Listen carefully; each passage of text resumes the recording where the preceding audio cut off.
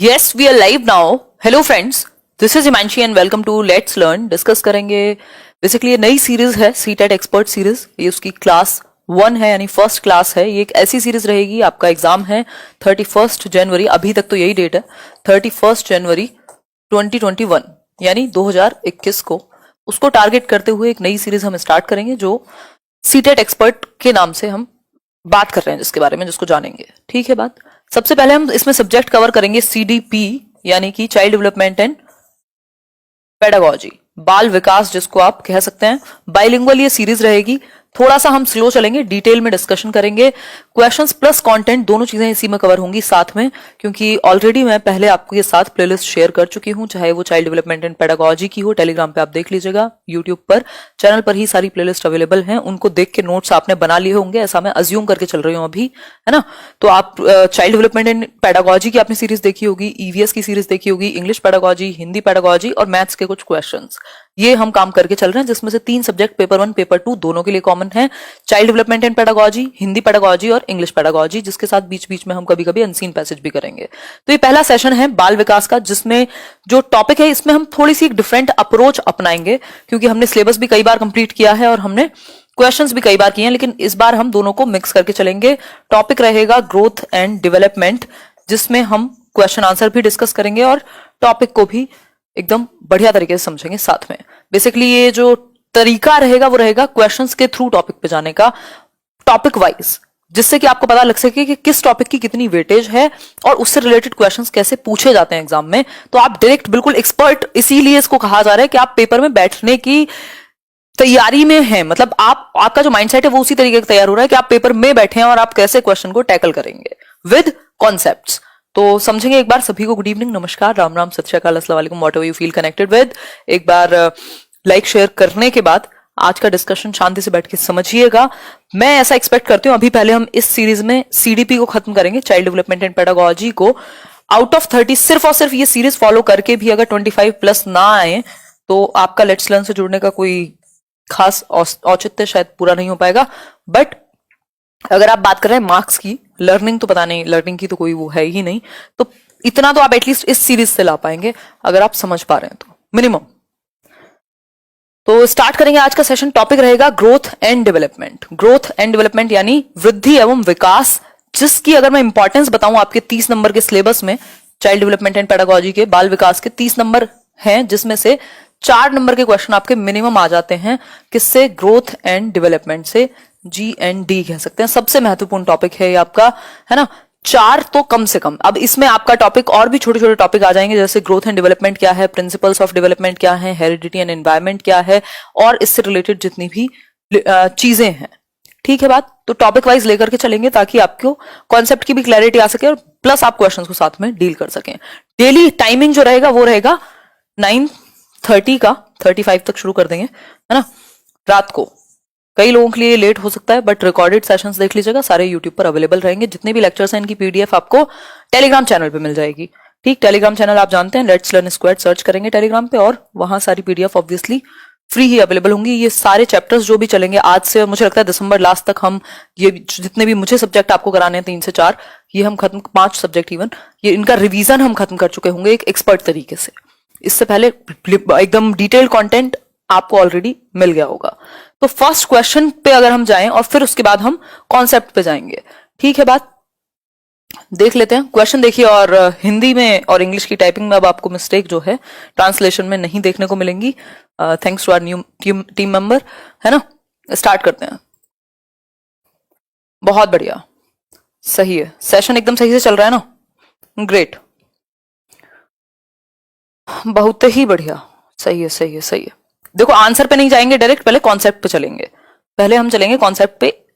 1 minute रुको, बिल्कुल जिनमें पेशेंस हो वही देखिएगा, क्योंकि डिटेल डिस्कशन का मतलब है पेशेंस। आप ऐसे नहीं सोच सकते कि सिर्फ 1 मिनट रुको।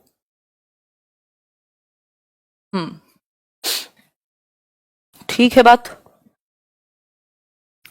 देख पा रहे होगे सभी के सभी।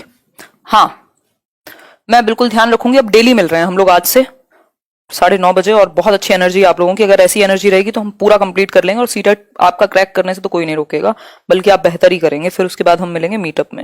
मैं एक बार देख लेती हूँ ये चीजें ठीक से चल रही हैं, आप देख भी पा रहे हैं ठीक से। क्वेश्चन अच्छा क्वेश्चन है, इसको ध्यान से देखिएगा, सॉल्व करने की कोशिश कीजिए। अलग अलग आंसर आप लोग कर रहे हैं अभी भी, है ना। उदय सर की लगवाएंगे क्लास, टेंशन ना लो, कोई दिक्कत नहीं है। और ये 4,500 लोग देख रहे हैं, सिर्फ 3,000 लोगों ने लाइक किया है, ये थोड़ा सा गड़बड़ है। पहला दिन है आज, नई शुरुआत कर रहे हैं एक तरीके से सीटेट की, तो एनर्जी बना के रखो। चलो फिर स्टार्ट करते हैं। ठीक है, दिखने में तो कोई समस्या नहीं है। चलो देखो क्वेश्चन देखो। The concept of childhood, childhood का जो कॉन्सेप्ट है, क्योंकि कई बार क्या होता है, बहुत सारी चीजें इस तरीके से पूछी जाती हैं पेपर में कि वो हम कनेक्ट नहीं कर पाते कि हमने इस टॉपिक में कैसे पढ़ी थी, ठीक, या पढ़ी भी थी या नहीं। तो कॉन्सेप्ट ऑफ चाइल्डहुड यानी बाल्यावस्था का जो संप्रत्यय है या अवधारणा है, इससे अभिप्राय क्या है। पहला ऑप्शन है आपके सामने, universally the same across different cultural context, यानी यह विभिन्न सांस्कृतिक संदर्भों में सार्वभौमिक रूप से समान है, मतलब दुनिया के सभी कल्चर में समान है या कल्चर का इस पर प्रभाव नहीं पड़ता, ये बात। दूसरा पॉइंट है, a social construction according to contemporary socio constructivist theorists, यानी कि सामाजिक रचनावादियों के अनुसार एक ऐसी परिकल्पना है, एक ऐसी संकल्पना है बाल अवस्था जो मनोवैज्ञानिक रूप से बनाई गई है, समाज के द्वारा बनाई गई है। दूसरा ऑप्शन है, that children are born evil and have to be civilize, बच्चे क्या है, दुष्ट प्रवृत्ति के साथ जन्म लेते हैं और उनको सभ्य बनाना पड़ता है, ये चाइल्डहुड है।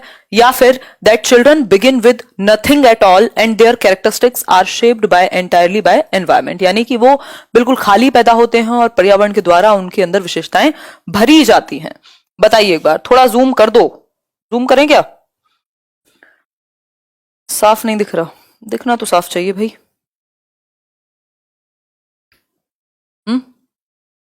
एक मिनट रुको, ऐसे तो प्रॉब्लम हो जाएगी।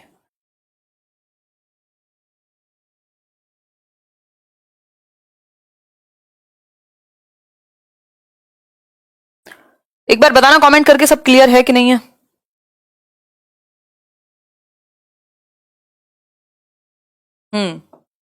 क्लियर है मैम, चलो हल्का सा जूम कर देते हैं।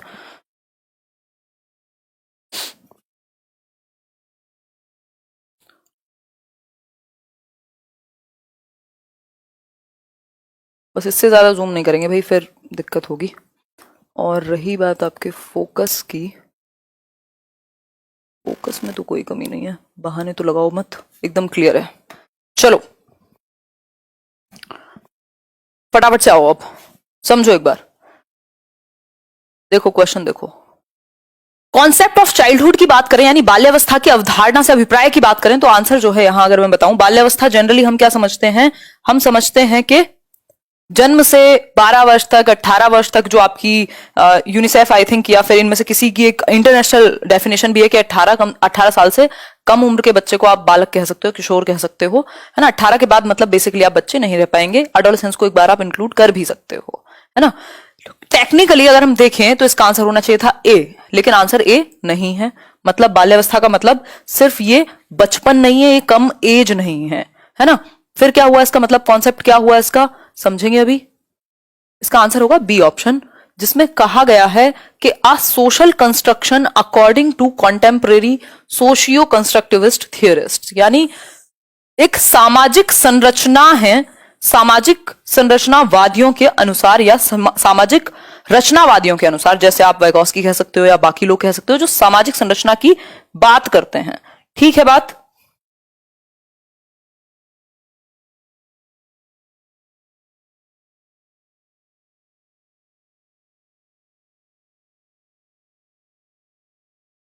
इट्स नॉट क्लियर, एक मिनट रुको यार, 1080 भी करो, आज तो दुखी करके रख दिया है, ये टेक्निकल इश्यूज रहते ही हैं। और कितना क्लियर लोगे, इससे ज्यादा क्लियर नहीं होता। क्लियर है सब, बहाने मत लगाओ। अब बीच में कोई रुकेगा नहीं, चाहे किसी को दिखे ना तब भी सुन लेना, है ना, मजा खराब हो जाएगा फिर सेशन का। ऑल ओके ना, सही है। चलो अपनी क्वालिटी बढ़ा लेना ऐसी दिक्कत हो तो। आंसर होगा a social construction according to contemporary socio constructivist theorist यानी समकालीन सामाजिक रचनावादी मनोवैज्ञानिकों के अनुसार यह एक सामाजिक संरचना है। इसका आंसर ये है। पेडागोजी है तो यहां 2+2 4 हो नहीं सकते। इसका रीजन क्या है समझते हैं इसको। देखो बहुत सारे लोगों ने ये एक क्या कहें थॉट दिया है, इस पे बहुत सारे पेपर्स पब्लिश हुए हैं कि चाइल्डहुड क्या है, एक सामाजिक संरचना है, ये समाज ने बनाया है एक तरीके से, एज इसमें मैटर उतना नहीं करता है ना। अब ये एक पर्सपेक्टिव है। दूसरा पर्सपेक्टिव एज वाला है कि जिसकी एज कम हो या 18 वर्ष से कम या 12 वर्ष से कम की अवस्था को हमने चाइल्डहुड कह दिया, वो एज वाइज चीज है। लेकिन कल्चर का, आपकी क्लास का, आपके जेंडर का भी इवन इस पे प्रभाव पड़ेगा। एक बच्चा जो मेरे और आपके घरों में रहता है वो 12 साल तक भी आप उसको हाथ में दूध दे रहे हैं, और एक बच्चा जो 5 साल का है और वो सड़क पर गुब्बारे बेच रहा है, चाइल्डहुड उसके लिए भी सेम होना चाहिए था, लेकिन उसके लिए अलग है, आपके घर वाले बच्चे के लिए अलग हो गया। कैसे हो गया? सामाजिक संरचना है, समाज ने बना दिया। ठीक है बात। तो आंसर क्या होगा? बी ऑप्शन इसलिए होगा। तो सोशियो कल्चरल जो सोशियो कंस्ट्रक्टिविस्ट हैं, कंस्ट्रक्टिविस्ट कौन लोग? जो रचनावाद में विश्वास रखते हैं, जो कहते हैं ज्ञान का निर्माण एक्टिविटी करके क्रिएट किया जाएगा, यानी नॉलेज को आप कंस्ट्रक्ट करते हैं एक्टिविटी करके, क्रिया के द्वारा। ठीक। पहला ऑप्शन था universally the same across different cultural context. अगर ये डिफरेंट कल्चरल कॉन्टेक्स्ट की बात नहीं करता, एज की बात करता, तब हम ए ऑप्शन के साथ चले जाते। इसने एज की बात नहीं की, इसने कह दिया कल्चर का प्रभाव नहीं पड़ेगा, तो ये कहना गलत है। ठीक है। अगर एज वाइज कहता ए ऑप्शन तब सही था। तो ऑप्शन बी इसका सही आंसर है। अगर आपको कोई कुछ भी कहे तो सिंपल बात है, आप चाहें तो कितने भी पेपर्स मैं आपके साथ शेयर कर सकती हूं, पूरी थीसिस है इसके ऊपर, और आपका सीटेट में भी आई थिंक ये इस बार ही पेपर 2 का क्वेश्चन है, आप चाहें तो ऑफिशियल आंसर की चेक कर लीजिएगा। तो सिंपल बात यही रहेगी, जो भी आंसर्स डिस्कस किए जाएंगे वो फाइनल होंगे। ठीक है। चलिए फिर, ये बात क्लियर हुई यहां तक कि या नहीं हुई? चाइल्डहुड क्या हुई? एक सामाजिक संकल्पना हो गई सामाजिक रचनावादियों के अनुसार। अगर एज वाइज बात होती तो ये यूनिवर्सली सेम हो जाता, क्योंकि अगर मैं कहूं जन्म से 2 वर्ष का बच्चा इन्फेंट है, ये तो दुनिया में सभी जगह है ना। 2 से 6 वर्ष का बच्चा अर्ली चाइल्डहुड यानी पूर्व बाल्यावस्था में है, बिल्कुल सही बात है। 7 से 11 वर्ष का बच्चा क्या है? उत्तर बाल्यावस्था में है, बिल्कुल सही बात है। अमेरिका में भी यही होगा, यूरोप में भी यही होगा, भारत में भी यही होगा। और अगर मैं कहूं कि 12 से 18 वर्ष का बच्चा क्या है? किशोर अवस्था का कहलाएगा, यानी एडोलेसेंस का, बिल्कुल सही बात है। तो यूनिवर्सली सेम हो गई बात एज के अकॉर्डिंग। एज के अकॉर्डिंग हमने इसको बांधा हुआ है। लेकिन सोशल कंस्ट्रक्टिविस्ट के अकॉर्डिंग या कल्चर के अकॉर्डिंग देखा जाए तो कल्चर का, जेंडर का, क्लास का, हर चीज का लगभग प्रभाव पड़ेगा बच्चे की चाइल्डहुड एक्सपीरियंसेस पे और चाइल्डहुड की अवधारणा पे, यानी उसकी जो बाल्यावस्था की संप्रत्यय है, जो अवधारणा है उस पर। ठीक है बात। नेक्स्ट ऑप्शन फिर भी देख लेते हैं, बिल्कुल इसको एक एक ऑप्शन के साथ क्लियर करके चलेंगे। That children are born evil, ऐसा हम बिल्कुल नहीं मानते, बल्कि जो आपकी चाइल्ड सेंटर्ड एजुकेशन है, जो बाल केंद्रित शिक्षा है, वो ये कहती है हर एक बच्चा सीखने की क्षमता के साथ जन्म लेता है। तो आप पेडागोजी के किसी भी क्वेश्चन को सॉल्व करते समय ऐसा नहीं मानेंगे कि बच्चा खाली है, इविल है, दुष्ट है, कुछ नहीं है, नाकारा है, ऐसा नहीं मानेंगे। आप मानेंगे बच्चा क्या है? जिज्ञासु है, बच्चे में सीखने की क्षमता है और वो क्रिएटिविटी, कुछ नया करने की क्षमता रखता है। फिर है that children begin with nothing at all. ये कहना भी गलत है कि सब कुछ एनवायरमेंट शेप करेगा। विकास किसका परिणाम है? विकास आपका हेरिडिटी एंड एनवायरमेंट दोनों का, यानी आनुवांशिकता भी, जो जीन्स से आपको अपने पेरेंट्स से कैरेक्टरिस्टिक्स मिले हैं डीएनए में, और आपके वातावरण से जो आपने सीखा है। तो सिर्फ एनवायरमेंट भी कहना गलत होगा। आगे बढ़ेंगे तो चाइल्डहुड क्या हो गया? एक सामाजिक रचनावादी पर्सपेक्टिव से अगर हम देखें तो एक ऐसी संरचना है जिसको समाज ने बनाया है। ठीक है बात। तो कह सकते हैं हम कि जो चाइल्डहुड का यानी बचपन का जो एक्सपीरियंस है, अनुभव है, बचपन का जो कॉन्सेप्ट है, वो सबके लिए अलग अलग हो सकता है कि नहीं हो सकता? अभी हमने बात की थी जो जेंडर है आपका, यानी मेल फीमेल। आप देखते हैं पहले क्या होता था जनरली, इसको अगर डिटेल में समझे, जो फीमेल्स हैं या गर्ल चाइल्ड है, जो लड़कियां हैं, उनको घर पे रोक लिया जाता था कि तुम क्या करोगी पढ़ लिख के, तुम क्या करो अपने छोटे भाई बहन को संभालो, उनको देखो, घर का काम सीखो। बच्चा तो वो भी था, बचपन तो उसका भी था। लेकिन और भारतवर्ष में आज भी ये चीज, लड़कों को बहुत सारे प्रिविलेज बिना मतलब के मिलते हैं, फ्री फंड के, जस्ट बिकॉज क्योंकि वो जन्म उन्होंने लड़के के रूप में लिया। तो क्या हो गया? जेंडर का चाइल्डहुड पे प्रभाव पड़ गया, जबकि बच्चे तो दोनों है ना भाई। बाल्यावस्था तो बच्चे, लड़की के लिए भी थी, लड़के के लिए भी थी, लेकिन आपने जो संप्रत्यय था, जो कॉन्सेप्ट था, वो चेंज कर दिया, उनके अनुभव चेंज हो गए। तो जेंडर का भी प्रभाव पड़ेगा। आपका कल्चर कौन सा है, संस्कृति क्या है, उसका भी प्रभाव पड़ेगा। आपका सोशल स्टेटस क्या है, गरीब के बच्चे के लिए वो बचपन नहीं है जो आपके जिसके पास रिसोर्सेज हैं उसके लिए है। तो इन सब से मिलकर के कॉन्सेप्ट बनेगा बाल्यावस्था का। ऐसा कहते हैं कौन? सोशियो कंस्ट्रक्टिविस्ट, जैसे कि वाइगॉस्की हो सकते हैं, जो भी सामाजिक रचनावादी हैं। तो इस कॉन्सेप्ट को अच्छे से समझिएगा, रटने नहीं आए हैं आप, नहीं तो पेपर सॉल्व नहीं कर पाएंगे। सिर्फ क्वेश्चन आंसर समझने नहीं आए हैं आप, ठीक है बात। और अगर एज वाइज पूछता तो सिंपल सभी कल्चर में सेम रहता फिर कि भाई एज तो सेम ही है। तो कॉन्सेप्ट ऑफ चाइल्डहुड हमने समझ लिया। इसमें 4 अवस्थाएं होती हैं मेनली, जिसकी हम बात कहां से करते हैं? इन्फेंसी से शुरुआत हो जाती है, फिर अर्ली चाइल्डहुड, लेटर चाइल्डहुड और एडोलेसेंस। आगे बढ़ेंगे। अब इस क्वेश्चन की बात इतनी ही थी, इनको रिवाइज कर लीजिएगा, पीडीएफ में दे दूंगी टेलीग्राम पे। क्वेश्चन नंबर 2 देखिए एक बार। क्वेश्चन नंबर 2 देखिए एक बार। Which of the following statement about the role of heredity and environment in human development is correct? मतलब मानव विकास के संदर्भ में आनुवंशिकता तथा पर्यावरण की भूमिका के बारे में निम्नलिखित में से कौन सा कथन सही है? हेरिडिटी एंड एनवायरमेंट, कोई नहीं रोक सकता, हर बार एक क्वेश्चन आता ही है, एक तो मिनिमम आएगा। टोटल मिला के इस टॉपिक से 4 से 5 क्वेश्चन बनते हैं जो डेवलपमेंट का टॉपिक है। ये आज पहली क्लास है डेवलपमेंट की, 1-2 क्लासेस और लगेंगी, ठीक है। आप लोग कह रहे हैं डी ऑप्शन, पढ़ेंगे अभी ऑप्शन को। पहले जान लेते हैं हेरिडिटी और एनवायरमेंट के बारे में कि इसमें बाल विकास में हेरिडिटी और एनवायरमेंट के बारे में क्या बातें सही हो सकती हैं। फटाफट से याद करके बताओ, हमने ग्रोथ एंड डेवलपमेंट के टॉपिक में क्या क्या पढ़ा था हेरिडिटी और एनवायरमेंट के बारे में। हेरिडिटी क्या है? एक फिक्स्ड फैक्टर है जिसको हम आनुवंशिकता कह रहे हैं। जिनमें पेशेंस हो वही देखिएगा ये सेशंस, आनुवंशिकता कह रहे हैं, नहीं तो शॉर्ट में करा के निकला जा सकता है लेकिन उसका फायदा उतना नहीं होगा। और पर्यावरण, ठीक। टेस्ट करने का टाइम आपको दिया जाएगा, हर सैटरडे हम एक टेस्ट रख लेंगे जिसमें हम फटाफट से सिर्फ क्वेश्चन आंसर पे फोकस करेंगे, ठीक है बात। हेरिडिटी का मतलब है जो आपको आपके पेरेंट्स से, जो आपकी पहली पीढ़ी ने आपको जीन्स दिए हैं एक तरीके से, ठीक। ये आपने इनहेरिट किया है जिन चीजों को, जो आपको विरासत में मिली हैं। और हेरिडिटी क्या है? एक फिक्स्ड फैक्टर है, इसमें बदलाव संभव नहीं है। आपकी आंखों का रंग, आपका बॉडी स्ट्रक्चर, आपका हाइट आपकी कितनी जाएगी, आपका इंटेलिजेंस का लेवल, बहुत सारी चीजें हेरिडिटी से ज्यादा प्रभावित होती हैं और कुछ चीजें एनवायरमेंट से ज्यादा प्रभावित होती हैं। एनवायरमेंट क्या है? डायनामिक है, परिवर्तनशील है। भाई आप ये थोड़ी कह सकते हो एक बार दुकान पे जाकर के कि मेरे ना जीन्स थोड़े से चेंज कर दो, ये आंखों का रंग ना बदल दो। स्टैटिक है, फिक्स्ड है। एक बार जो जीन्स आपको मिल गए वो मिल गए। अब ऐसा नहीं है कि आप शॉप पे जाके चेंज करा लो, है ना। आजकल सर्जरी हो रही है बट उससे आपके जीन्स चेंज नहीं हो रहे हैं, ठीक। तो डायनामिक क्या है? पर्यावरण, मतलब ये चेंज होता रहेगा। आप आज किसी गांव में हैं, कल शहर में जा सकते हैं, परसों कहीं और जा सकते हैं, ठीक हो गई बात। तो एनवायरमेंट क्या है? डायनामिक है। हेरिडिटी क्या है? ये स्टैटिक है, फिक्स्ड फैक्टर है।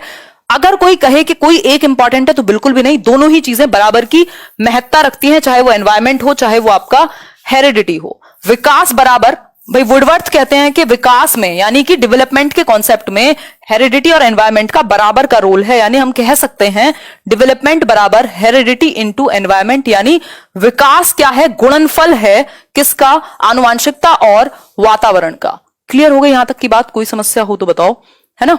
तो हम दोनों ही केसेस में, चाहे वो व्यक्तिगत विभिन्नता हो, इंडिविजुअल डिफरेंसेस का टॉपिक हो, चाहे वो चाइल्ड सेंटर्ड एजुकेशन का टॉपिक हो, चाहे वो ग्रोथ एंड डेवलपमेंट का कोई हिस्सा हो, हेरिडिटी और एनवायरमेंट को बराबर इंपॉर्टेंस देते हैं।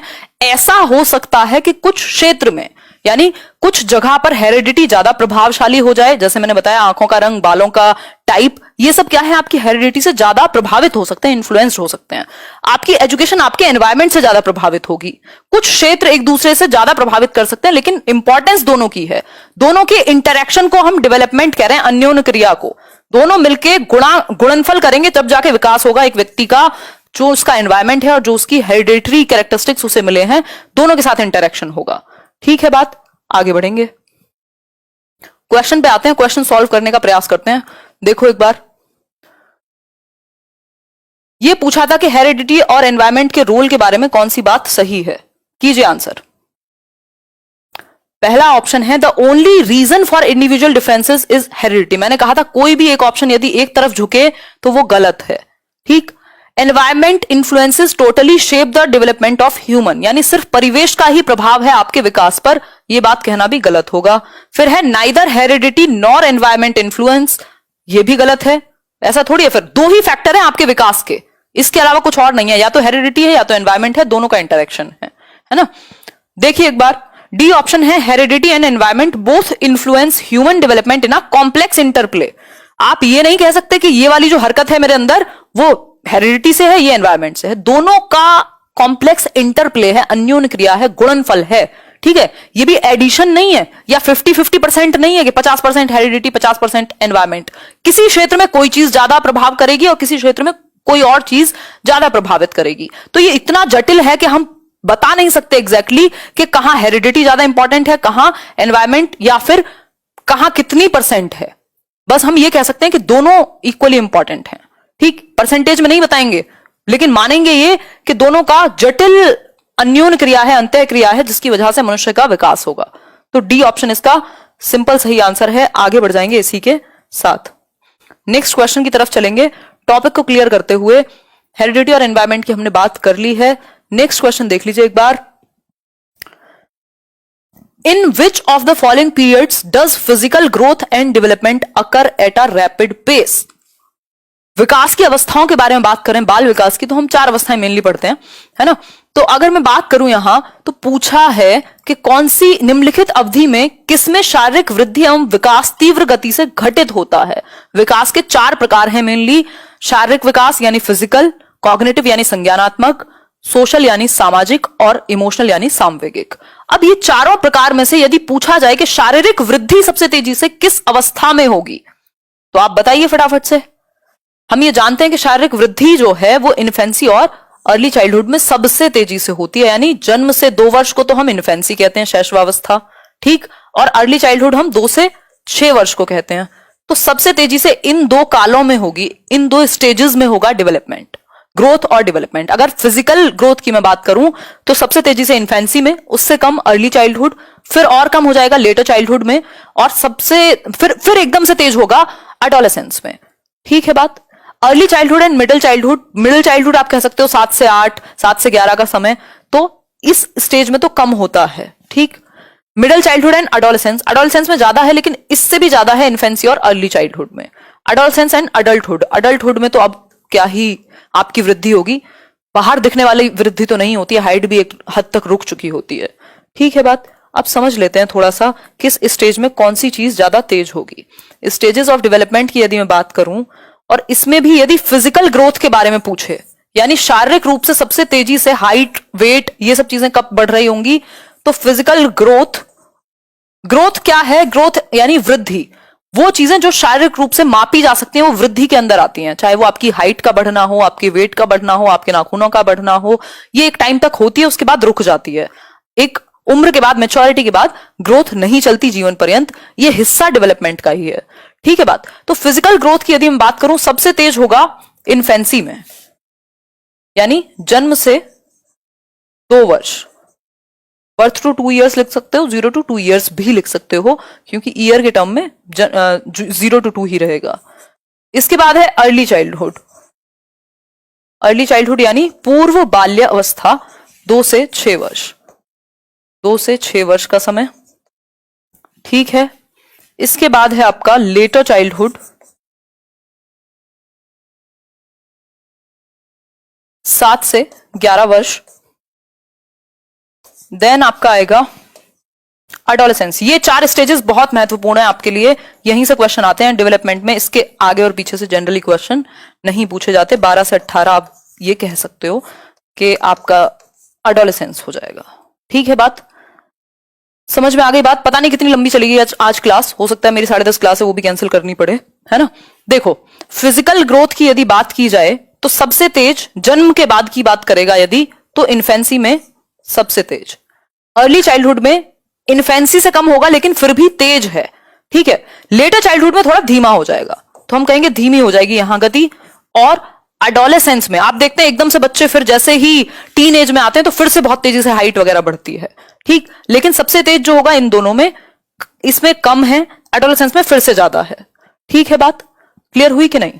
एक इससे भी पहले का पीरियड है आपका, जिसको हम प्री नेटल पीरियड कह रहे हैं। प्री नेटल मतलब प्रसव पूर्ण अवस्था, यानी कि जब ये आपका प्रेगनेंसी का टाइम हो गया, लगभग 9 महीने 10 दिन कहा जाता है। ठीक है, 45 वीक्स और समथिंग, 42 वीक्स, 42 हफ्ते। ठीक, प्री नेटल पीरियड में तो आप एक सेल से, जो एक जरा सी कोई सेल है, उससे आप इतने बड़े बन जा रहे हैं, तो वहां भी फिजिकल ग्रोथ काफी अच्छी खासी है, लेकिन हमें पता नहीं कितनी होती होगी। तो इसलिए हम जन्म के बाद सबसे तेज इसको मान रहे हैं। जन्म से पहले पूछे तो प्रीनेटल यानी प्रसव पूर्ण अवस्था हम कह सकते हैं।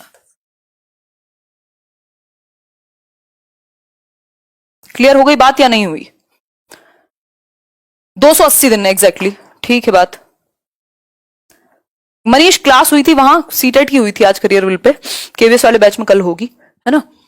ठीक हो गई बात यहां तक की? कोई समस्या नहीं है ना? ठीक है, आगे बढ़ते हैं। नहीं, क्लास डेली चलेगी। अच्छा, 10:30 वाली क्लास, यार ये लंबा चलेगा। अभी तो मुझे लग रहा है 2-3 ही क्वेश्चन हुए हैं। ये कॉन्सेप्ट बड़ा है अपने आप में। एक्सपर्ट सीरीज इसीलिए दे रहे हैं ताकि डिटेल में जा सके। ठीक है बात, यहां तक की बात क्लियर हो गई? कोई प्रॉब्लम? आगे बढ़ेंगे।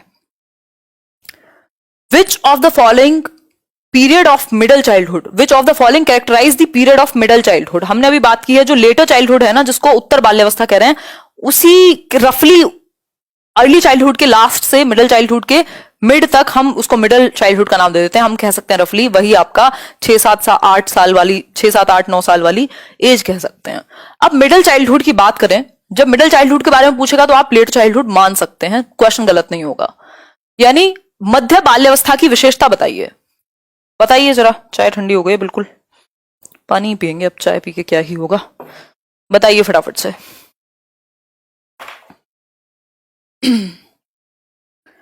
आंसर कीजिए फटाफट से।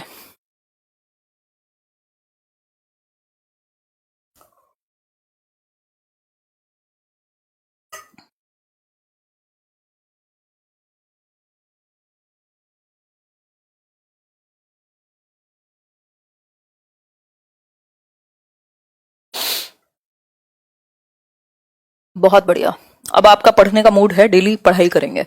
देखो एक बार, मिक्स्ड आंसर्स दे रहे हो। पूछा जा रहा है इनमें से कौन सा एक पीरियड मध्य बाल्यावस्था की विशेषता बताता है। अगर आप प्याजे को पढ़ रहे हैं तब भी आपको ये बात पता होगी। फिजिकल ग्रोथ एंड डेवलपमेंट सबसे तेजी से मध्य काल में नहीं हो रहे थे, इन्फेंसी में हो रहे थे और अर्ली चाइल्डहुड में यानी 6 वर्ष तक, और मिडिल चाइल्डहुड 6 के बाद शुरू होगा। तो ये तो आंसर हो नहीं सकता।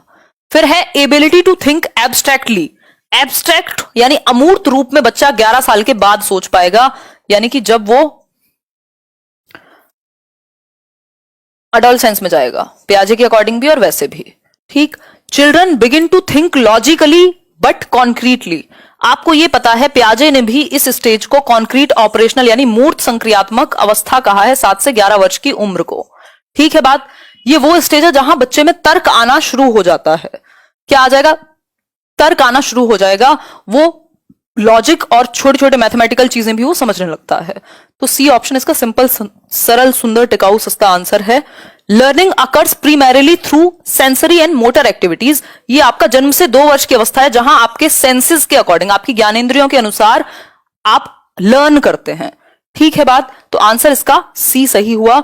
आगे बढ़ेंगे, नेक्स्ट कॉन्सेप्ट को समझेंगे। विच of the following is not a principle of development. इनमें से कौन सा एक विकास का सिद्धांत नहीं है। कम से कम भी मैंने, अगर आपने वीडियोस पुराने देखे होंगे, नोट्स बनाए होंगे, तो आपको पता है प्रिंसिपल्स ऑफ डेवलपमेंट मैंने 10-12 कराए हुए हैं कम से कम।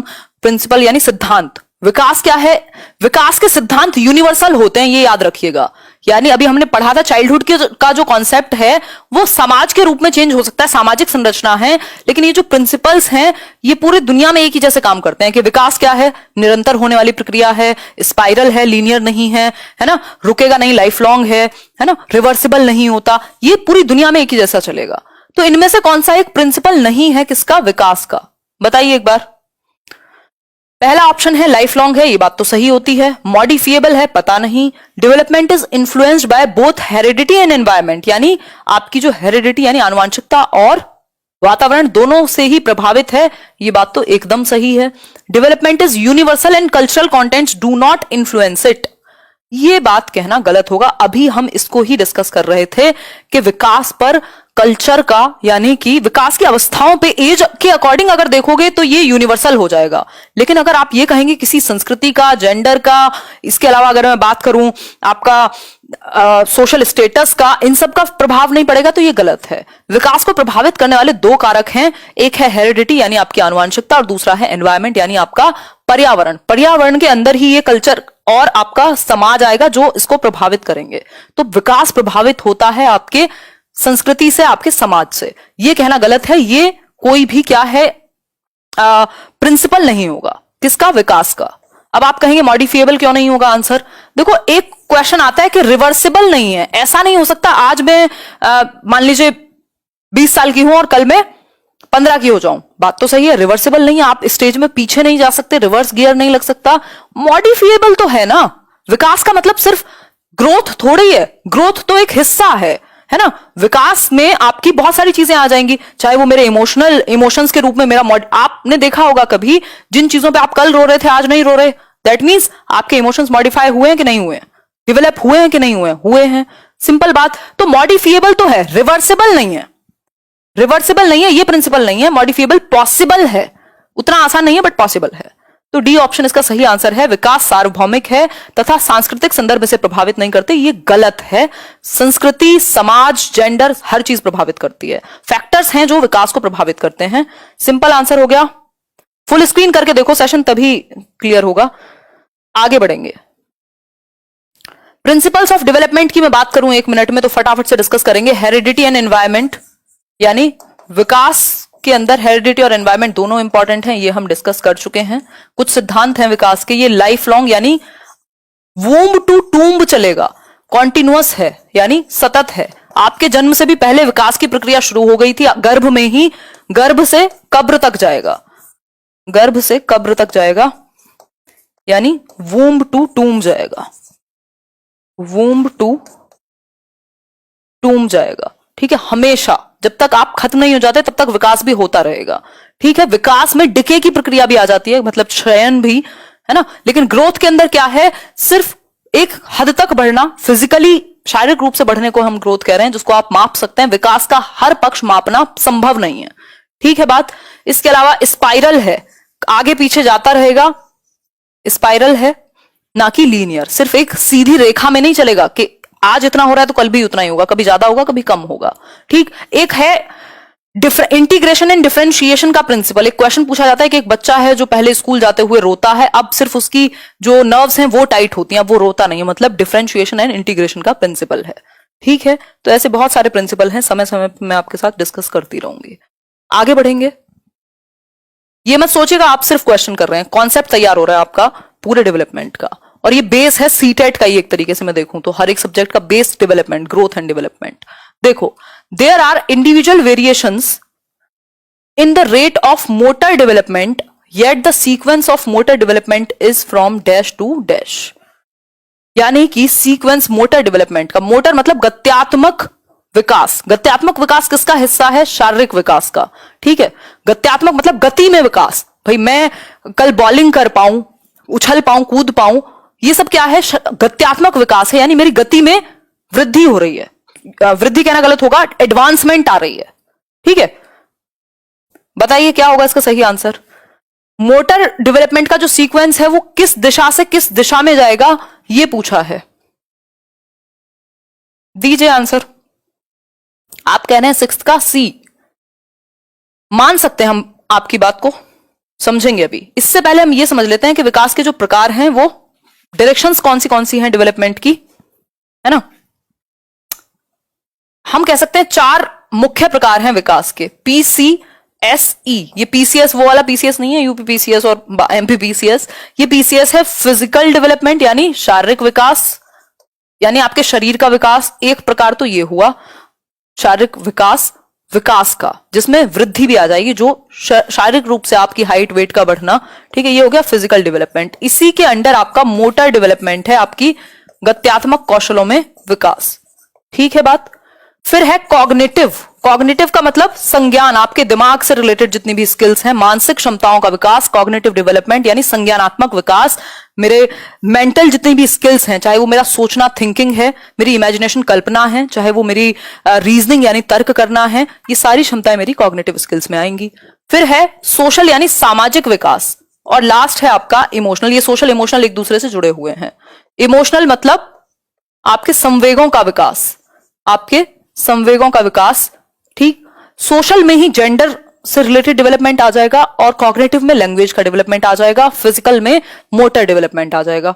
ठीक है बात, ये बात क्लियर हो गई। अब अगर मैं बात करूं आपके साथ, तो मोटर डेवलपमेंट की भी कुछ दिशाएं हैं। मैंने जैसे अभी बताया कि हमारा शरीर तो जन्म तो लिया था, अपने हाथ पैर तो थे ही, लेकिन उनमें जब गति आनी शुरू हुई उसको हम मोटर डेवलपमेंट कह रहे हैं। अब मोटर डेवलपमेंट की दो दिशाएं हैं। यदि हम बात करें यहां, तो आप क्वेश्चन पे जाएंगे वापस से। There are individual variations in the rate of motor development, yet the sequence of motor development is from dash to dash। तो मोटर डेवलपमेंट की दो दिशाएं हैं, ग्रॉस से फाइन की ओर जाना। समझिए एक बार, डायरेक्शंस ऑफ डेवलपमेंट कहा जाता है इन्हें। दो प्रकार की डायरेक्शन है, एक तो है gross motor development. Gross motor development का मतलब है स्थूल गतिक कौशल, हिंदी में ग्रॉस मोटर स्किल्स, और second is your fine motor skills. ज्यादा सीरियस तो नहीं लग रही हूं मैं, वैसे एग्जाम के लिए पढ़ रहे हैं तो अब आपका और मेरा सीरियस होना जरूरी है ना। और पॉसिबल हो पाया तो मैं 9 बजे से क्लास कोशिश करूंगी, है ना। देखो एक बार, fine motor skills, fine motor skills, ठीक। ग्रॉस का मतलब है स्थूल गतिक कौशल। एक क्वेश्चन भी बाहर नहीं निकलता जनरली जब हम तैयारी करते हैं अच्छे से। स्थूल गतिक कौशल, आपकी किस्मत ही खराब हो तो 1-2 क्वेश्चन निकल सकते हैं, उसमें भी आप 27 नंबर तो किसी भी स्थिति में ले आएंगे 30 में से। देखो एक बार, फाइन मोटर स्किल्स का मतलब है सूक्ष्म गतिक कौशल, ठीक। ग्रॉस मोटर स्किल्स जिसमें बड़ी मसल्स का, बड़ी मांसपेशियों का इस्तेमाल हो आपके शरीर के, जैसे कि मैं अभी ये हाथ ऐसे चलाऊं, ये क्या है, ग्रॉस मोटर स्किल्स है, बड़ी मांसपेशी है जो आपकी चलने में, दौड़ने में, कूदने में, भागने में, इन सब में यूज होती है। जैसे आपकी थाई की जो मसल है, आपके हैंड में जितनी भी बड़ी मसल्स हैं, आर्म्स में, ये सारी चीजें क्या है, ये ग्रॉस मोटर का हिस्सा हैं। लेकिन जब आप अपने शरीर की छोटी मसल्स, छोटी मांसपेशियों का कोऑर्डिनेशन, समन्वयन बनाते हैं, तब हम उसको फाइन मोटर स्किल्स कहते हैं। जैसे मेरा ये पेन पकड़ना, तो राइटिंग किसके अंदर आएगा, फाइन मोटर स्किल्स के, है ना। वो जो निटिंग बोलते हैं ना, आई थिंक बुनने को, वो किसके अंदर आएगा, फाइन मोटर स्किल्स के। ड्राइंग किसके अंदर आएगा, फाइन मोटर स्किल्स के। वो जो आप आईलाइनर लगाते हैं, वो किसके अंदर आएगा, फाइन मोटर स्किल्स के। वहीं आप जब साइकिल चला रहे हैं तो आपकी ये वाली मसल ज्यादा यूज होगी, ग्रॉस मोटर। जब आप भाग रहे हैं तब ग्रॉस मोटर, जब आप रस्सी कूद रहे हैं तो ग्रॉस मोटर, क्योंकि बड़ी मसल्स का यूज है इसमें। फाइन मोटर में छोटी मसल्स का यूज है, ठीक है बात। हाँ, रुक गया, नहीं चल तो रहा है यार, ठीक से चल रहा है, बढ़िया एकदम। हाँ, जैसे आईलाइनर लगा, आईलाइनर सबको याद रहता है ना, सही है, मेरा फेवरेट आईलाइनर, बहुत बढ़िया नेहा, सही है सही है।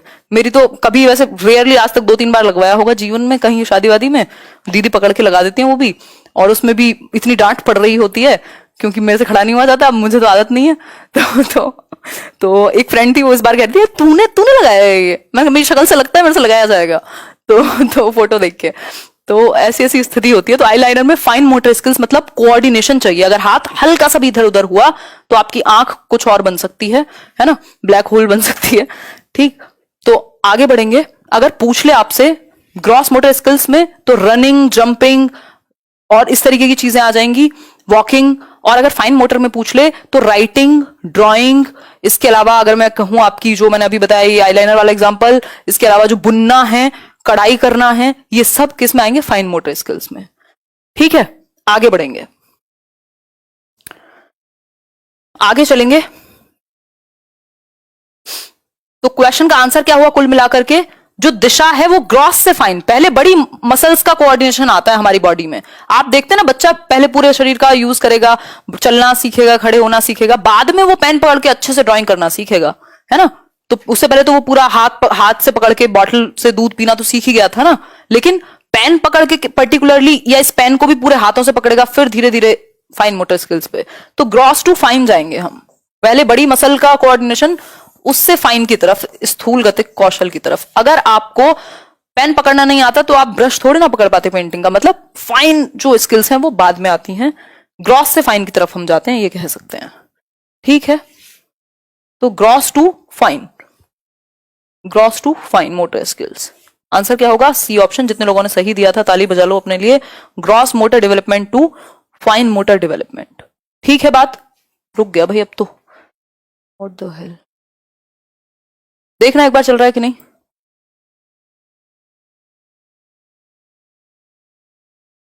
देखना एक बार, अभी क्लियर होगा यार। इंटरनेट ही धोखा दे जाएगा तो प्रॉब्लम हो जाएगी। अच्छे खासे हम 7,000 के आसपास लोग देख रहे थे। हाँ, ग्रॉस से फाइन की ओर। आटा, आटा गूंथने में क्या मतलब ग्रॉस ही यूज होगी, बहुत ज्यादा फाइन तो ऐसा तो नहीं है, आप बिल्कुल वो थोड़ी कर रहे हो।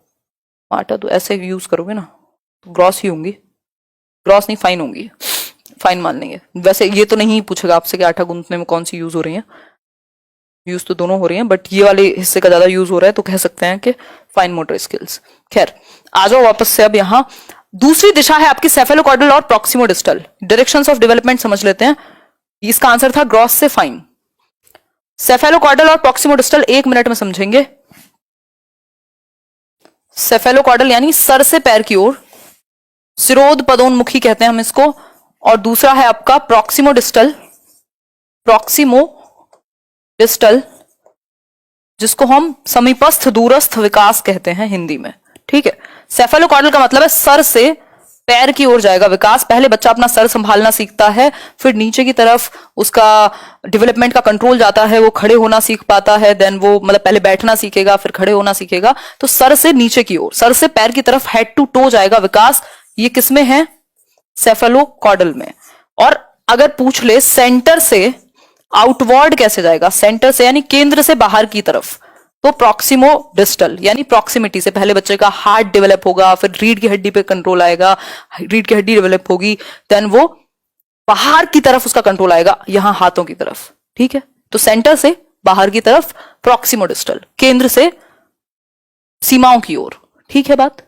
तो सेफेलोकॉर्डल अलग है, प्रॉक्सिमोडिस्टल अलग है, दोनों दिशाएं हैं विकास की। सर से पैर की तरफ, हेड टू टो सेफेलोकॉर्डल, प्रॉक्सिमोडिस्टल सेंटर से पेरिफेरी यानी केंद्र से सीमाओं की ओर। ठीक है बात, क्लियर हो गई बात या नहीं?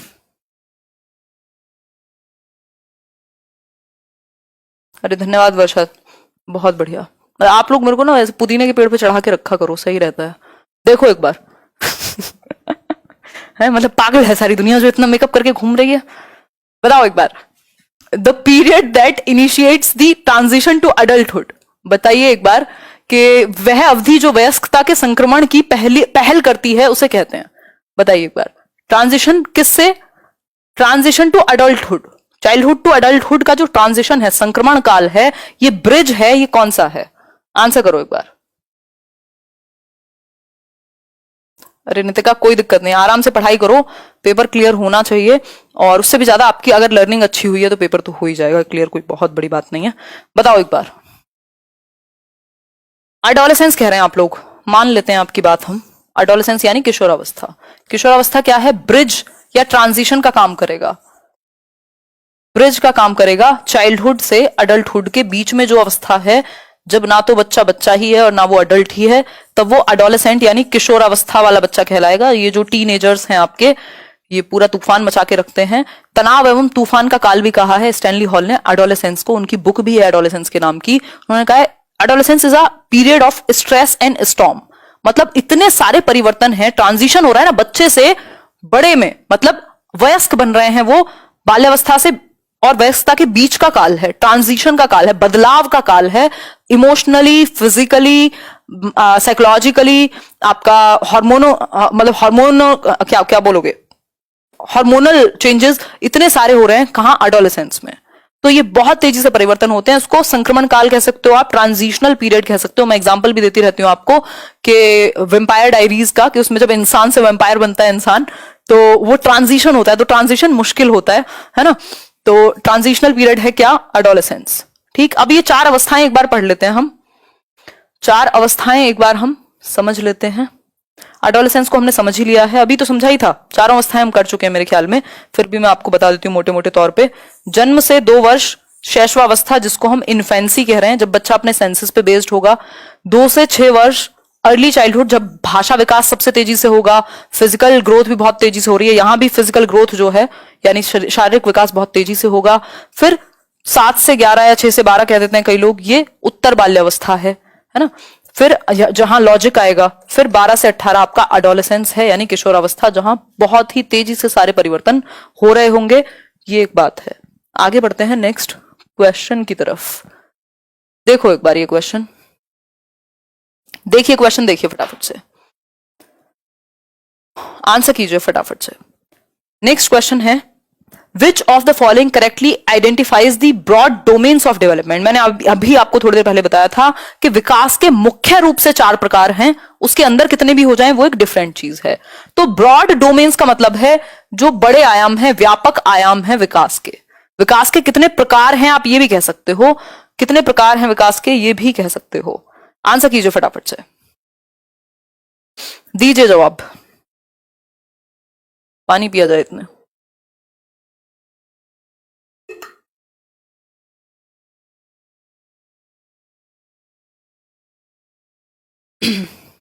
बुढ़ापा नजदीक है, अब आराम से आजकल गर्म पानी पिया जा रहा है। खैर ये तो मजाक की बात है, गर्म पानी अच्छा ही होता है पीना। सही आंसर कर रहे हो। ये सिंपल आपको याद कराया हुआ है और होना भी चाहिए। ये आप PCSE से याद रखोगे, PCSE। PCS तो याद रहता ही है, P फॉर फिजिकल डेवलपमेंट यानी शारीरिक विकास, जिसके अंदर ग्रोथ आ जाएगी। जो शारीरिक पक्षों से जुड़ी हुई जितनी भी बातें हैं वो ग्रोथ के अंदर आ जाएंगी, वृद्धि के अंदर, और वृद्धि विकास का ही हिस्सा है। तो फिजिकल डेवलपमेंट, फिर कॉग्निटिव यानी संज्ञानात्मक विकास, जिसमें आपका भाषा विकास भी आ गया, सोशल डेवलपमेंट सामाजिक विकास जिससे जुड़ा हुआ है जेंडर डेवलपमेंट, और इमोशनल विकास जेंडर के साथ साथ मॉरल भी समाज से ही जुड़ा हुआ है। ठीक, तो PCSE यानी फिजिकल, कॉग्निटिव, सोशल और इमोशनल, ये 4 पक्ष हैं जो सबसे महत्वपूर्ण है और व्यापक हैं मुख्य रूप से। इन्हीं को हम विकास के प्रकार कह सकते हैं, physical, cognitive, social and emotional. पहला ही ऑप्शन सही है। अब कहीं स्पिरिचुअल मिल जाएगा, इंटेलेक्चुअल कॉग्निटिव से ही संबंधित है। ठीक, स्पिरिचुअल और सेल्फ ये नहीं होते ना, हमने इसको अलग से पढ़ा। पर्सनैलिटी गलत हो जाएगा, स्पिरिचुअल जैसा कुछ नहीं पढ़ा हमने। पर्सनैलिटी, सेल्फ, सोशल ये सब नहीं है। ये 4 मुख्य प्रकार हैं, सिंपल याद रखने हैं। 1 नंबर पाने के लिए भी और समझ के लिए भी। We all are best. धन्यवाद। आगे बढ़ेंगे। डोमेन्स ऑफ डेवलपमेंट अभी मैंने बता ही दिया है आपको, फिर भी आपकी इच्छा है तो जान लीजिए थोड़ा सा एक्स्ट्रा। देखिए, फिजिकल जो शारीरिक आयाम है आपके, जिसमें मोटर डेवलपमेंट आ जाएगा, आपके शरीर का विकास आ जाएगा, है ना, आपकी हाइट, वेट सब आ जाएंगे। ठीक, दूसरा है कॉग्निटिव, जिसको हम संज्ञानात्मक विकास कह रहे हैं, जिसमें आपका भाषा विकास, आपकी मानसिक क्षमताएं जितनी भी हैं, ये पूछ लेता है कई बार कॉग्निटिव। कॉग्निटिव क्या है? मानसिक क्षमताओं का विकास, चाहे वो सोचना हो यानी थिंकिंग, रीजनिंग, प्रॉब्लम सॉल्विंग, समस्या समाधान, ये सब कॉग्निटिव में आते हैं। इसको इंटेलेक्चुअल स्किल्स भी कह देते हैं हम। और भाषा भी आपकी इसी में आती है। और भाषा ब्रेन के 2 हेमिस्फेयर हैं, लेफ्ट में भाषा आती है, लेफ्ट ब्रेन में, राइट ब्रेन में आपकी क्रिएटिविटी है। ठीक है बात। फिर है आपका सोशल यानी सामाजिक विकास। मनुष्य एक सामाजिक प्राणी है, एरिस्टोटल कहते हैं, अरस्तु। ठीक, सामाजिक विकास में आपका जेंडर भी रिलेटेड है और समाज के आप नियम, कायदे, कानून, तौर तरीके सीखते हैं क्योंकि हम एक समाज में रहते हैं। फिर मॉरल डेवलपमेंट भी आपका इसी से रिलेटेड है, यानी नैतिक विकास। और जेंडर भी समाज से ही जुड़ा हुआ है, लिंग जिसको हम कह रहे हैं। जेंडर पूछेगा तो आप कहेंगे सोशल कंस्ट्रक्ट है, सेक्स पूछेगा तो आप कहेंगे बायोलॉजिकल कंस्ट्रक्ट है। ठीक है बात। अगर मैं बात करूं इमोशनल की, तो इमोशनल डेवलपमेंट काफी जरूरी है। अगर आपके इमोशंस ठिकाने नहीं है तो आपका जीवन जो है तबाही हो सकता है अपने आप में, है ना, आप कबीर सिंह बन सकते हैं। खैर, ये तो एक बात हुई। तो ये 4 प्रकार हैं। क्लियर हो गई बात? ये 4 ब्रॉड डोमेन्स हैं, इनसे रिलेटेड फिर दुनिया भर के डोमेन्स हैं, वो मैटर नहीं करते। आगे बढ़ते हैं। Next question. 15 ही क्वेश्चन है, लेकिन मुझे लग रहा है एक जीवन लग जाएगा इनको करने में आज, क्योंकि डिटेल्ड डिस्कशन है। धन्यवाद कीर्ति। यार आप लोगों ने भी आज पूरी एनर्जी बढ़ाई हुई है। डेली मिल रहे हैं हम लोग, अब 9:30 तो मिलेंगे ही मिलेंगे। अभी टाइम 9:30 रखते हैं, अगर हो पाया तो मैं 9 कर दूंगी कुछ दिन बाद। देखो एक बार, क्योंकि 9 बजे इसलिए भी करना पड़ेगा क्योंकि मेरी 10:30 की क्लास छूटेगी अगर इसी स्पीड पे मैं चलूंगी तो।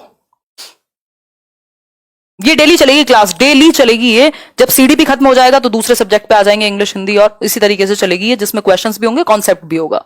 और डायरेक्ट आपको अगर पेपर में काम ना आए तो आप क्या करेंगे? जीवन में काम कर लीजिएगा, वैसे आएगा 100%। बताइए एक बार। You are a source of positivity, Balram कह रहे हैं। चलिए आंसर कर दीजिए इसी बात पे। मेरी क्लास में रीशेड्यूल कर देती हूँ। विच of the following is not a principle of development? इनमें से कौन सा एक विकास का सिद्धांत नहीं है, प्रिंसिपल नहीं है, ये पूछा है। आंसर कीजिए फटाफट से। Individual develop at different rates, ये तो सही बात है ना भाई। अलग अलग इंडिविजुअल डिफरेंसेस पाए जाते हैं। जरूरी नहीं है मैंने 9 महीने में चलना सीख लिया होगा तो आपने भी 9 में सीख लिया होगा, किसी ने 11 में सीखा होगा, किसी ने 1.5 साल में सीखा होगा, है ना। तो इंडिविजुअल डिफरेंसेस हैं। डेवलपमेंट इज रिलेटिवली ऑर्डरली, एक क्रम में होता है, बिल्कुल सही बात है। पहले आप बैठना सीखते हैं, फिर खड़े होना सीखते हैं, चलना सीखते हैं, दौड़ना सीखते हैं, क्रम है ना। ऐसा तो नहीं है ना पहले आपने उड़ना सीख लिया हो फिर आपने चलना सीखा हो, उड़ना तो खैर आपने आज भी नहीं सीखा होगा। Development takes place gradually over a period of time, यानी धीरे धीरे होता है। बिल्कुल सही बात है, एक दिन में तो विकसित नहीं हो जाता ना कोई भी। फिर है next, exact course and nature of development is determined at the time of birth itself. ये कहना गलत होगा कि जन्म के समय ही सब कुछ निर्धारित हो जाता है कि सटीक गति क्या होगी और प्रकृति क्या होगी विकास की, ये कोई नहीं कह सकता। प्रिडिक्ट कर सकते हो आप कि विकास बच्चे का बचपन में उसकी हरकतें देख के कि किस दिशा में वो जाएगा, आप अनुमान तो लगा सकते हो, लेकिन एग्जैक्ट कोर्स आप ये बता दो ये यही बनेगा या ऐसा ही करेगा, इतना लंबी इसकी हाइट होगी, ये सब बिल्कुल एग्जैक्ट कोई नहीं बता सकता, है ना। फिर तो वो प्रिडिक्शन हो जाएगी। प्रिडिक्शन तो ठीक है लेकिन एग्जैक्ट नहीं बता सकता, आप अनुमान लगा सकते हो हल्का फुल्का।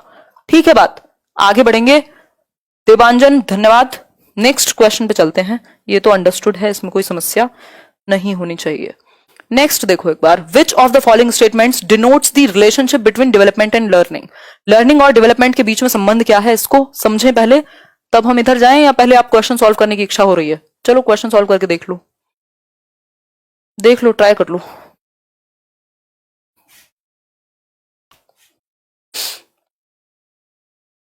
सेशन लेने सिर्फ आ रहे हो, मैंने बता दिया है आपको, 25 तो कम से कम आएंगे अगर ये वाली सीरीज सिर्फ फॉलो भी कर रहे हो सीडीबी में, और इसके बाद जो जो सब्जेक्ट चलेंगे उसमें अलग तरीके से काम होगा ही। ठीक है, मेरा सेशन खा गए हो आज आप लोग, कोई बात नहीं। 24 है ना, 11 से 12 भी रख सकती हूँ वैसे मैं क्लास। D option. अच्छा 1 मिनट रुक जाओ यार, अभी करेंगे, स्टार्ट करेंगे, कंटिन्यू करेंगे, 2 मिनट का समय दो। इतने पानी पी लो, काफी देर से बोल रहे हो गए, है ना। उंगलियों को आराम दो थोड़ा।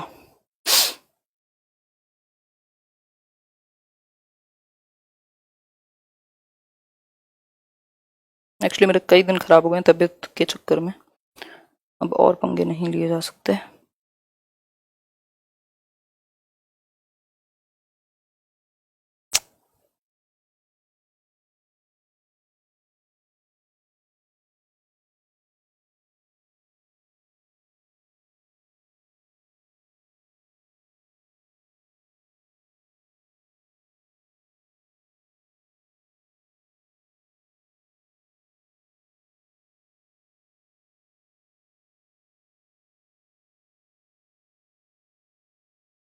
चलो ठीक है, हो गया। चलिए कोई बात नहीं, अदर टीच यू रिक्वायर। चलिए फिर, धन्यवाद, आगे बढ़ते हैं। तारीफ तो सुन लूं थोड़ी। शुभी कह रही है मैम आप बहुत अच्छा पढ़ाते हो, होप इस बार क्लियर हो जाए मेरा। बिल्कुल, और ये भी चेक करते रहिए कि गलतियां होती किस सेक्शन में, कमजोरी कहाँ है, तभी आप उसको डील कर सकते हैं। पहले पेन पॉइंट ढूंढो तो सही। देखो एक बार क्वेश्चन देखो, लर्निंग यानी कि अधिगम और विकास के बीच में क्या संबंध है, और कौन सी एक बात अधिगम और विकास के संबंध को सही रूप में दर्शा पाती है। पहला ऑप्शन है development and learning are not inter related, यानी विकास और अधिगम एक साथ एक दूसरे से संबंधित नहीं है। ये बात बिल्कुल झूठ है, मतलब क्या घोर रूप से असत्य है। विकास और अधिगम दोनों जुड़े हुए हैं, इवन हर एक चीज आपकी डेवलपमेंट से जुड़ी हुई है, ये कह सकते हैं। ठीक है, तो लर्निंग और डेवलपमेंट दोनों इंटर रिलेटेड हैं। Learning takes place irrespective of development, यानी विकास के बिना ही ऐसा नहीं हो सकता। यदि कोई बच्चे का विकास नहीं हुआ, मान लीजिए वो उस अवस्था में ही नहीं है, संज्ञानात्मक, इमोशनल, मतलब social, emotional, physical, cognitive development ही नहीं हुआ, तो आप उसको वो चीज नहीं सिखा सकते जिस लेवल का उसके अंदर अभी डेवलपमेंट आया ही नहीं है, यानी जो स्टेज में वो है ही नहीं। आप एक 6 साल के बच्चे को प्याजे नहीं पढ़ा सकते, क्यों? क्योंकि लर्निंग भी तब होगी जब डेवलपमेंट डेवलप हो चुका होगा या उस स्टेज पे होगा। तो लर्निंग से पहले डेवलपमेंट और डेवलपमेंट से पहले लर्निंग पॉसिबल नहीं है, दोनों को इंटर रिलेट करना पड़ेगा। Rate of learning far exceeds the rate of development, ये कहना भी गलत होगा कि लर्निंग बहुत तेजी से जाएगी और डेवलपमेंट स्लो चलेगा, दोनों इंटर रिलेटेड हैं। बचता क्या है आपके पास? डी ही ऑप्शन बचता है। Development and learning are inter related and interdependent, यानी विकास और अधिगम जो हैं वो क्या है, एक दूसरे से अंतः संबंधित हैं और अंतः निर्भर भी हैं। आप सिखा भी तभी सकते हो बच्चे को जब वो फिजिकली, इमोशनली, सोशली क्या हो चुका है, विकसित हो चुका है। और अगर आपने सिखाया नहीं तो वो विकसित भी नहीं होगा ठीक से। मान लीजिए आपकी जो उम्र है वो बढ़ती जा रही है, तो आपको उस उम्र के अकॉर्डिंग एक्टिविटीज भी तो करनी होंगी जिससे आपका विकास और अच्छे से हो सके। आप लर्निंग नहीं करेंगे तो डेवलपमेंट पे फर्क पड़ेगा, आपका डेवलपमेंट नहीं होगा तो लर्निंग पे फर्क पड़ेगा। तो दोनों इंटर रिलेटेड है, आपको ये बात याद रखनी है। ठीक है, लर्निंग क्या है, देखो डेवलपमेंट में जरूरी नहीं है आपको एफर्ट मारने की जरूरत हो, एज के अकॉर्डिंग कुछ चीजें ऑटोमेटिकली आएंगी, लेकिन लर्निंग क्या है, इसमें आपको प्रैक्टिस और एफर्ट लगेगा ही लगेगा। तो कई बार कुछ एस्पेक्ट में लर्निंग से डेवलपमेंट होता है और डेवलपमेंट से लर्निंग होती है, यानी इंटर रिलेटेड है। आगे बढ़ेंगे नेक्स्ट क्वेश्चन पे। लर्निंग और डेवलपमेंट की बात हमने की। देखो यहां वाइगॉस्की को भी ले आते हैं। वैसे क्या होगा, लर्निंग और डेवलपमेंट यानी अधिगम और विकास जो है एक दूसरे से अंतः संबंधित है, इंटर रिलेटेड है। ये बात हम बिल्कुल सिंपल रूप में याद रखेंगे। लेकिन वाइगॉस्की क्या कहते हैं इस बारे में, वो भी याद रख लेते हैं। वाइगॉस्की कहते हैं कि जो लर्निंग है, लर्निंग से डेवलपमेंट आएगा, ऐसा कौन कहते हैं, वाइगॉस्की। पियाजे क्या कहते हैं, डेवलपमेंट से लर्निंग होगी, यानी एज के अकॉर्डिंग ही आप सिखाओगे। वाइगॉस्की कह रहे हैं एज इंपॉर्टेंट नहीं है, लर्निंग करा दो, डेवलपमेंट अपने आप हो जाएगा। ठीक है, तो ये थोड़ा सा डिफरेंस है वाइगॉस्की और पियाजे की बातों में। बाकी जब उनका चैप्टर आएगा तब मैं ये बात और अच्छे से क्लियर कर दूंगी। नेक्स्ट क्वेश्चन पे चलते हैं, 4 और क्वेश्चन हैं इसके बाद। नेक्स्ट क्वेश्चन है, which one of the following statements is true about the role of heredity and environment. Heredity और एनवायरमेंट से 1 से 2 क्वेश्चन जरूर आते हैं, यानी हेरिडिटी और एनवायरमेंट के बारे में कौन सी एक बात ट्रू है। देखो पेडागोजी में एक सबसे बड़ा खेल है कि आप क्वेश्चन आपने सही पढ़ा हो और सही पढ़ के आप सही समझ पाए हो, कॉम्प्रीहेंड कर पाए हो, नहीं तो अच्छी खासा आता हुआ टॉपिक आपका गलत होगा। इसीलिए मैं क्वेश्चंस को साथ में ले रही हूं, नहीं तो मैं 10 दिन में 10-15 चैप्टर हैं आपके टोटल सीटेट सीडीपी की अगर बात करूं, खत्म करा करके आपको साइड कर दिया होता। लेकिन क्वेश्चंस को बीच में लाना जरूरी है, नहीं तो आपने कितनी भी बार पढ़ा हो प्रॉब्लम आएगी। बताओ इनमें से कौन सी एक बात सही है, बताओ इनमें से कौन सी एक बात सही है, फटाफट से बताओ। Certain aspects of development are influenced more by heredity and others more by environment, यानी विकास के कुछ पहलू आनुवांशिकता और कुछ अन्य पर्यावरण से अधिक प्रभावित होते हैं। मैंने कहा था आपको अभी कि विकास यानी हेरिडिटी कुछ क्षेत्र में ज्यादा प्रभावी होती है, जैसे मेरे आंखों का रंग, बालों का टाइप, मेरी बॉडी स्ट्रक्चर, मेरी आवाज भी इवन क्या है ज्यादा प्रभावित हो सकती है मेरी आनुवांशिकता से, मेरी हेरिडिटी से। और एनवायरमेंट से मेरी एजुकेशन, मेरा न्यूट्रिशन, ये चीजें ज्यादा प्रभावित होंगी। तो कुछ चीजें हेरिडिटी से ज्यादा प्रभावित होती हैं, ज्यादा इंपैक्ट पड़ेगा हेरिडिटी का, कुछ चीजों पर एनवायरमेंट का ज्यादा इंपैक्ट पड़ेगा। ठीक है बात, तो ये बात बिल्कुल सत्य है। फिर भी हम बाकी के ऑप्शंस को चेक कर लेंगे कि वो क्या कह रहे हैं। A child's ability to learn and perform is completely decided by the genes। फिर से वही बात, अगर किसी भी एक तरफ खींच के ले जाए दिक्कत हो जाएगी। सिर्फ जीन्स से विकास नहीं होता है, डेवलपमेंट बराबर हेरिडिटी इनटू एनवायरमेंट, गुणनफल है दोनों का। Good care and a nutritious diet can fight of any disorder a child is born with. अगर हेरिडिटी से आपको कोई प्रॉब्लम है, ऐसी बहुत सारी हेरिडिटरी प्रॉब्लम्स हैं, डिसेबिलिटीज हैं, इवन बीमारियां हैं जो बाहर से जरूरी नहीं है सही हो जाए, तो ये कहना भी गलत होगा कि फर्क नहीं पड़ता हेरिडिटी से क्या बीमारी मिली है, एनवायरमेंट से ठीक हो जाएगी, जरूरी नहीं है। कुछ हो सकती है, कुछ नहीं हो सकती। Environment plays a significant role only in the child's language development, ये कहना गलत होगा। लैंग्वेज में एनवायरमेंट भी इंपॉर्टेंट है और हेरिडिटी भी इंपॉर्टेंट है। सिर्फ ऐसा नहीं है कि एनवायरमेंट का रोल सिर्फ भाषा में है, बहुत सारी चीजों में है, भाषा में भी है, एजुकेशन में भी है, न्यूट्रिशन में भी है। ठीक, तो ओनली वाले ऑप्शंस थोड़े से अवॉइड करेंगे अगर हम, तो ज्यादा चांसेस हैं कि आप सही आंसर तक पहुंच पाएं। ठीक है,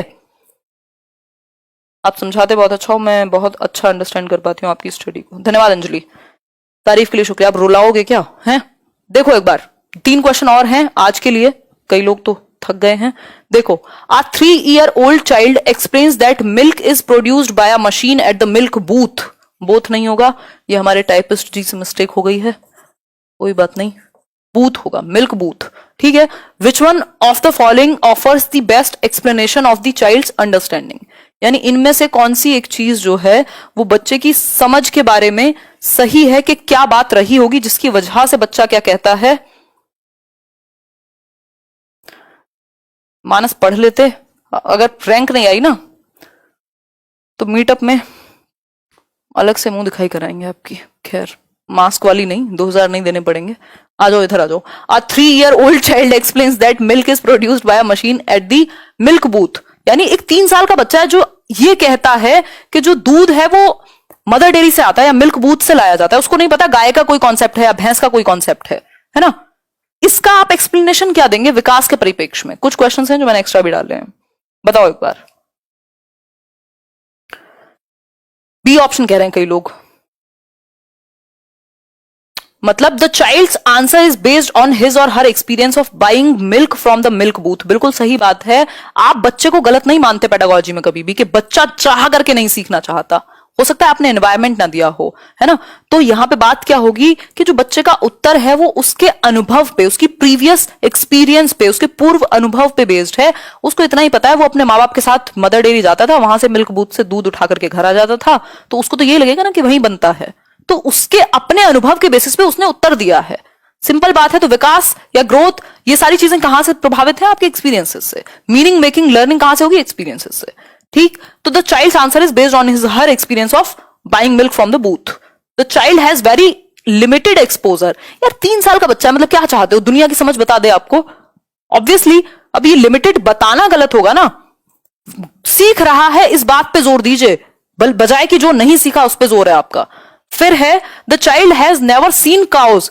हमें क्या पता, हमें नहीं पता, जबरदस्ती क्यों बताएं हम। पेडागोजी के अनुसार पढ़ा लिखा आंसर यह है कि उसने अपने अनुभव की बात की है। फिर है the child's family does not offer a stimulating environment to the child. Stimulating environment तभी मिलेगा क्या जब गाय भैंस के पास ले जाएं उसको। सब कुछ थोड़ी पता हो सकता है बच्चे को, लेकिन जो उसके अनुभव पे बेस्ड था वो उसने कह दिया, बात खत्म हो गई, हमें फालतू दिमाग नहीं लगाना। सी ऑप्शन हो गया, बात खत्म। Experience of the child matter करेगा, मतलब हम प्राइमेसी किसको देते हैं, इंपॉर्टेंस किसको देते हैं? बच्चे के अनुभव को। तो बच्चे के अनुभव को हम हमेशा इंपॉर्टेंस देते हैं और 3 बातें मान के चलते हैं कि बच्चा क्या है, इनेट एबिलिटी है, यानी सीखने की क्षमता रखता है बच्चा, innate ability to learn. Creativity की क्षमता है कुछ नया क्रिएट करने की, रचनात्मकता की, बिल्कुल सही है। और क्यूरियस है, जिज्ञासु है, जन्म से सीखने के लिए ही पैदा हुआ है, ये कह सकते हो, है ना। हम ही हैं, मैं और आप ही, टीचर्स या जो भी आसपास के लोग हैं, जो उसकी क्यूरियोसिटी को किल कर रहे हैं। दीवारों पे अगर पेंटिंग बना दी तो कैसे बना दी, क्वेश्चन क्यों पूछते हो इतने, तो उसी क्यूरियोसिटी को हम ही खत्म करते हैं, जिज्ञासा को। ये तीनों चीजें बच्चे में इनहेरेंट हैं, जन्म से हैं। तो बच्चे में कोई गड़बड़ नहीं है, गड़बड़ है हमारे एनवायरमेंट में। देखिए एक बार नेक्स्ट क्वेश्चन देख लीजिए और जवाब दे दीजिए। जवाब आज तो कमाल कर दिया आप लोगों ने, 6000 से ज्यादा ही लोग जुड़े हुए हैं पूरे टाइम से, हैं लगभग 7000 भी हो गए थे। बहुत बढ़िया, तबीयत तो अपने आप ही सही हो जाएगी, आप लोग इतनी एनर्जी से आओगे तो।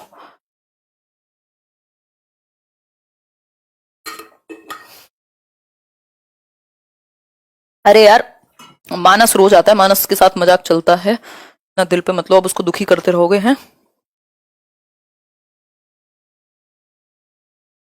वही वही कोमल, बिल्कुल सही बात है, टीचर्स अच्छा नहीं पढ़ाते, बच्चा तो अच्छा है ही, ये वाला एक्सक्यूज चल जाएगा यहाँ, सही है। दीजिए आंसर दीजिए। The development from central part of the body towards peripheries, मैंने अभी डिस्कस किया था, सेंटर से पहले हार्ट डेवलप होगा, फिर बाहर की तरफ कंट्रोल जाएगा, ये वो फलाना ढिमकाना, ये सब क्या है? प्रॉक्सिमो डिस्टल कहलाएगा, यानी principle of proximo distal development यही। और देखो एक और तरीके से पूछ सकता है, सेंटर से बॉडी के एक्सट्रीम्स तक, भाषा बदल सकती है, टॉपिक यही रहने हैं, सिलेबस यही है सीटेट का 2011 से 20 तक। तो क्या कहेगा? सेंटर से, केंद्र से एक्सट्रीम्स की तरफ। एक्सट्रीम क्या है? ये एक्सट्रीम है बॉडी का, यहां खत्म होती है ये, है ना, पैर का अंगूठा बाहर की तरफ एक्सट्रीम्स है, तो सेंटर से एक्सट्रीम्स की तरफ क्या आ रहा है? कंट्रोल आ रहा है बच्चे में, दैट मीन्स प्रॉक्सिमो डिस्टल। और अगर हेड टू टो लिख दिया होता तो ये क्या हो जाता? इसमें बहुत लोग कंफ्यूज होते हैं और ये आसान है। हेड टू टो होता तो क्या हो जाता? सेफेलोकॉर्डल। ठीक है, चलिए फिर आगे बढ़ते हैं, 2 क्वेश्चन और हैं आपके, जय माता दी करके कर ही देंगे कंप्लीट।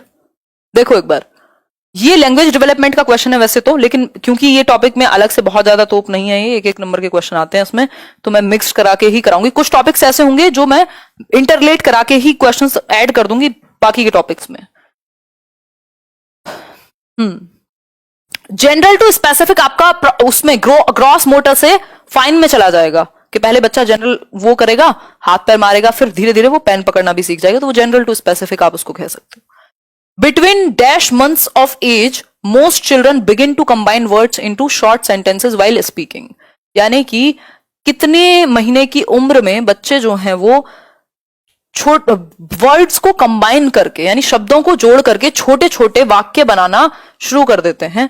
12 से 18, 18 से 24, 24 से 30 या 30 से 36। अभी कुछ ही दिन पहले मैंने आपको मैराथन में कराया था, क्या डिस्कस किया था कि यदि मैं बात करूं कंबाइन करके नया सेंटेंस बनाने की, तो 1.5 से 2 वर्ष का बच्चा यानी 18 से 24 महीने की एज में ये काम हो पाएगा, जिसमें कंबाइन करके, इसको टेलीग्राफिक स्पीच कहते हैं, टेलीग्राफिक, हिंदी में भी यही कहेंगे, स्पीच। ठीक है बात। आज सबको कमेंट करके बताना है सेशन कैसे लगा और आगे क्या चाहते हैं आप इस तरीके से, अगर किसी को कोई इंप्रूवमेंट की जरूरत लग रही हो तो। 18 से 24 महीने, ठीक है, लिखा हुआ है 18 से 24 महीने। अगर मैं आपको याद दिलाना चाहूं तो प्रोफेसर स्मिथ के अकॉर्डिंग स्टेजेस की यदि बात करें तो स्टेजेस में तो बहुत सारी चीजें आ जाएंगी। फिर मैं सोच रही हूँ किसी दिन अलग से करा दूं या तो चलो करा देती हूँ। देखो एक बार, सबसे पहले होता है कूइंग। 6 वीक्स में बच्चा कूइंग करने लगेगा, कां कू की आवाज निकालने लगेगा 6 हफ्ते में, यानी 1.5 महीने के आसपास। फिर बैबल करने लगेगा, बाबा मामा इस तरीके के शब्द बोलने लगेगा, बा सिंगल सिलेबल, ये 6 मंथ्स में हो जाएगा। बैबलिंग, बलबलाना, ये कूकना कहते हैं कूइंग को। और तीसरी आपकी स्टेज है 1 वर्ड, यानी एक एक शब्द वो बोलने लगेगा 1 साल के आसपास, 1 ईयर। और इसके अलावा 4th स्टेज है 2 वर्ड स्टेज, जिसको हम टेलीग्राफिक स्पीच बोल देंगे। 2 वर्ड स्टेज, जहां पहली बार यही क्वेश्चन में था कि कंबाइन करके 2 शब्द को एक सेंटेंस बनाने लगेगा, तो ये 1.5 से 2 वर्ष, 1.5 to 2 ईयर्स ऑफ एज। ठीक है बात, ये स्टेजेस आपको याद रखनी है। लॉन्गर अटरेंसेस, फिर इसके बाद 2 वर्ड से ज्यादा का सेंटेंस 2 साल के बाद बनाएगा फिर। ठीक, एक और चीज है, प्रोफेसर स्मिथ कहते हैं, प्रोफेसर स्मिथ क्या कहते हैं ये बताओ। 1 साल का बच्चा 2 वर्ड, ठीक है, ठीक है बात। 2072 5 साल, 3 साल का बच्चा 272, ठीक है बात, क्लियर है आपकी बात। 1 3 और देखो एक बार नेक्स्ट, देखो क्वेश्चन, वेरी नाइस क्लास, बहुत बढ़िया। बताइए एक बार, the acceptable sound combination of a language are specified in its dash rules. यानी acceptable sound combination, sound, phone याद कर लो, साउंड जहां आ जाए मतलब फोन, फोन आपका वो वाला फोन नहीं, फोनोलॉजिकल एस्पेक्ट हो जाएगा ए ऑप्शन, ध्वनि संबंधी एस्पेक्ट। फोनोलॉजिकली तो एस्पेक्ट्स है ना, ये जो हम कॉम्बिनेशन ऑफ साउंड्स जिसकी वजह से मैं बोल पा रही हूँ, प्रोनाउंसिएशन, किसी शब्द का उच्चारण कैसे बन पा रहा है, फोनोलॉजिकल एस्पेक्ट से। तो ये भाषा विकास के भी कुछ क्वेश्चन मैंने डाल दिए थे 1 से 2, अभी डेवलपमेंट कंप्लीट नहीं हुआ। जितने भी क्वेश्चंस आए हुए हैं प्रीवियस ईयर्स में या आ सकते हैं नए तरीके से, वो सारे हम डेवलपमेंट के अंदर कंटिन्यू करेंगे। आज तो पहला सेशन है, अभी ग्रोथ एंड डेवलपमेंट का कम से कम भी 1 पार्ट और ज्यादा से ज्यादा 2 पार्ट भी हो सकते हैं इस टॉपिक के। तो डेली मिलिए, कब मिल रहे हैं आप, 9:30। सेशन पसंद आए तो लाइक शेयर तो कर ही सकते हैं, और जो लोग भी तैयारी कर रहे हैं उनको शेयर कीजिए, बिल्कुल फ्री यूट्यूब पे हम डिस्कशन करेंगे। लाइव सेशन अटेंड कर पाओगे तो ज्यादा अच्छा रहेगा, दिमाग एक्टिव रहेगा। और बस इतनी सी बात है। टेलीग्राम चैनल ज्वाइन कर लेना, टेलीग्राम व्हाट्सएप की तरह ही एक ऐप है। होगा क्या, उसको लेट्स लर्न स्क्वाड सर्च करोगे तो ये पीडीएफ जो है आज के सेशन की मैं वहां शेयर कर दूंगी, जनरली सभी की करती ही हूँ, है ना। इसके अलावा आप जहां चाहें जुड़ सकते हैं, मस्ती मजाक के लिए, पढ़ाई के लिए ये 2 जगह हैं, एक तो यूट्यूब, टेलीग्राम है हालांकि बहुत सारी हैं पढ़ाई के लिए भी, ऐसे तो मैं अनअकैडमी पे भी अवेलेबल हूँ, करियर विल पे भी अवेलेबल हूँ, है ना। चलिए फिर ठीक है, आज के लिए इतना ही करते हैं। धन्यवाद किरण कुमारी। 9:30 टाइम रखेंगे, पॉसिबल हुआ तो 9 बजे कर देंगे, बट अभी के लिए हम 9:30 बजे का टाइम रख रहे हैं। 9:35 तक मैं आने का पूरा प्रयास करूंगी, ठीक है। आज ट्रांसलेशन में भी आपको कोई मिस्टेक मिली नहीं होगी।